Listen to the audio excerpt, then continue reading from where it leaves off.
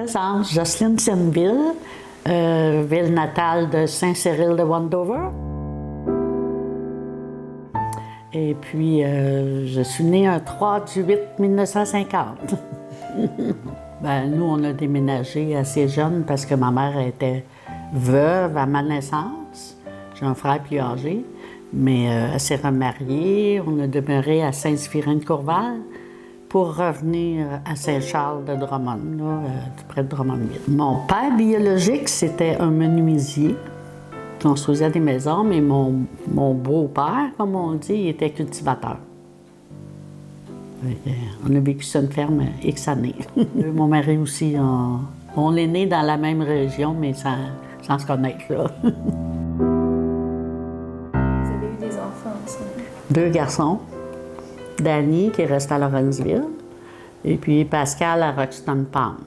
Ils ont fait toute leur primaire ici. Ils ont fait leur secondaire à Waterloo dans le temps. Ouais, ça a été des belles époques. Ils voyageaient en vélo ou à pied, puis il n'y avait pas de tempête qui les arrêtait. Mais mon mari, lui, il s'est emmené à Valcourt à l'âge de 16 ans pour travailler, puis il est toujours resté par ici. Il a commencé à travailler chez Bombardier. Il a fait 6 mois, mais il n'aimait pas ça dans une shop. Fait qu'il a appris son métier avec Yvon Bombardier, à ce moment-là, qui était dans l'excavation. Il a appris à conduire une pépine, là, puis les camions. Puis pour, en tout cas, apprendre son métier. Puis finalement, après ça, il a changé de contracteur. Il a travaillé pour Réal Bombardier, aussi de Valcourt, jusqu'à temps qu'eux autres ferment leurs portes. Là, c'est là qu'il a commencé avec une autre compagnie de Waterloo, mais il faisait beaucoup de travaux à l'extérieur. Il partait pour la semaine. Il a travaillé jusqu'à Havre-Saint-Pierre, Gatineau, Hall.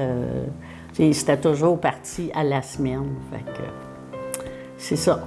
C'était son métier, ça. Puis il travaille encore là-dedans. Il devrait être à sa retraite, mais il dit « Je vais m'ennuyer, donc je travaille encore 3 jours semaine. » Il aime ça.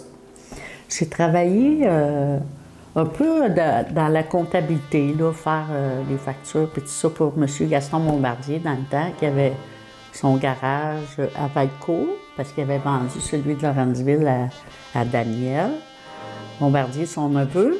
Puis ensuite, j'ai travaillé au dépanneur avec François Boyer et José Gammer.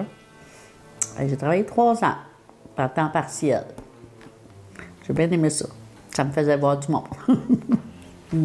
Quelqu'un m'appelait et disait « T'as-tu le temps de me faire une robe ou un veston ou un pantalon? » Prenais rendez-vous, puis il venait. Je faisais de la couture pas chère dans le temps.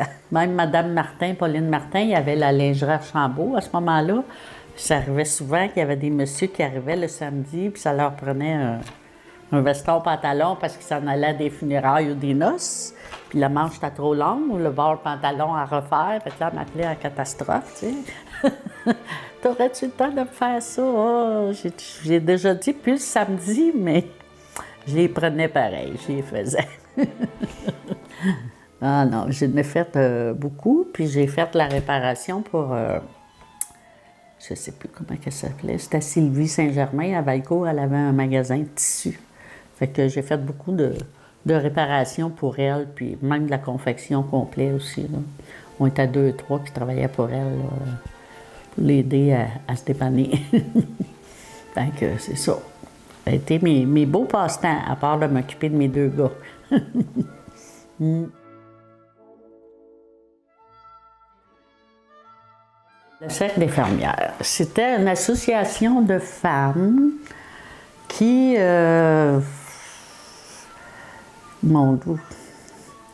travaillaient autant pour la communauté que pour les femmes elles-mêmes. Tu sais.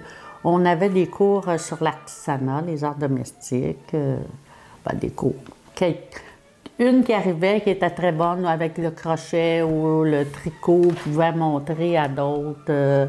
Puis des problèmes dans la couture. Tu sais, il y en a des fois, ben, pas capable de poser une fermeture à l'air. Fait que ça pouvait tout s'entraider. Tu sais, il y avait des doigts de fouet à Lawrenceville, là. Il y avait des dames qui faisaient du tissage, des courtes pointes. Je pense à Mélanie Millette, là. Hey, c'était super beau, qu'est-ce qu'elle faisait, elle, avec sa sœur. Puis, tu sais, il y avait des belles choses, là. Il y avait des expositions. On participait à des congrès, là, au niveau du territoire, là, à Granby, assez souvent, là, pour montrer nos pièces. Il y avait des concours puis des jugements aussi, là. Moi, j'avais participé une année avec une blouse pour une petite fille, à environ 6-7 ans, là. Une petite blouse blanche, les boutonnières toutes faites à la main. Puis j'avais sorti avec une mention spéciale. J'étais très contente. Je n'étais pas arrivée à la première ni à la deuxième, là, mais une mention spéciale, c'était déjà ça. On finissait toujours avec un petit goûter. Tout le monde amenait des petits bouchées. On finissait toujours avec des belles grosses tables. C'était plaisant. C'était le fun. C'était des belles rencontres. Après ça, bien, il y avait au niveau plus culturel. On pouvait s'impliquer à l'église s'il y avait besoin ou dans les loisirs.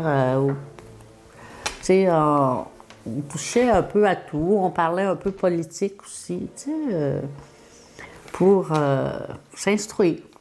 Tu sais, puis à tout bout de champ, il y avait des conférences à l'extérieur. Il y en a qui se déplaçaient pour aller nous ramener la bonne nouvelle, comme on dit.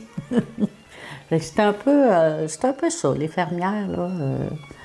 On s'impliquait un peu dans n'importe quoi.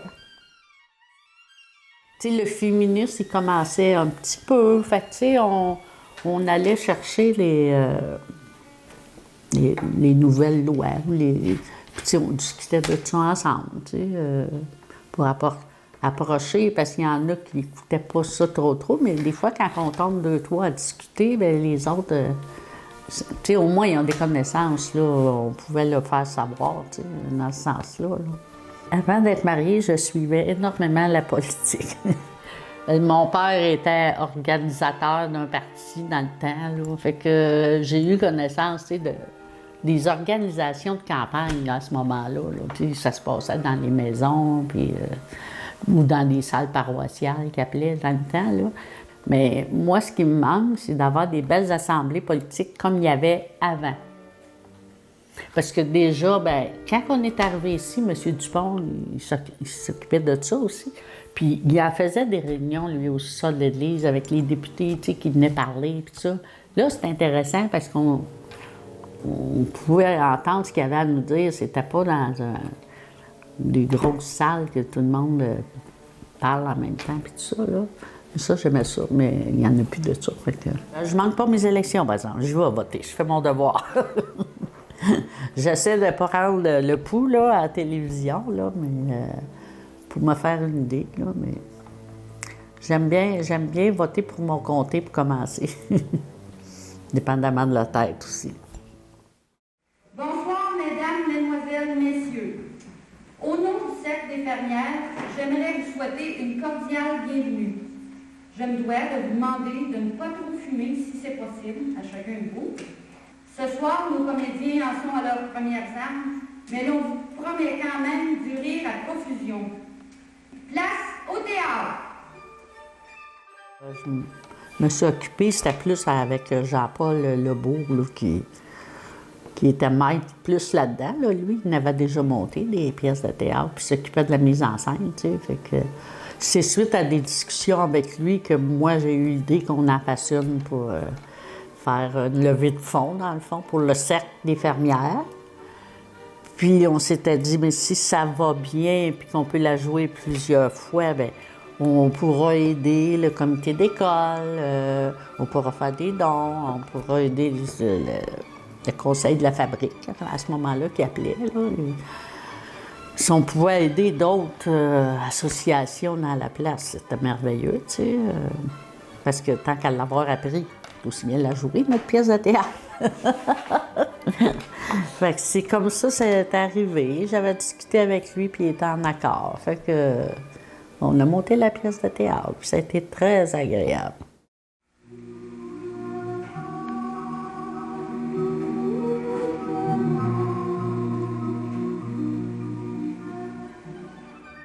Ça s'appelait Cœur en détresse.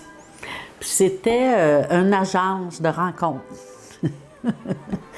Mais puis c'est ça, il y avait la madame qui s'occupait de l'agence, là, la présidente, on va dire ça de même.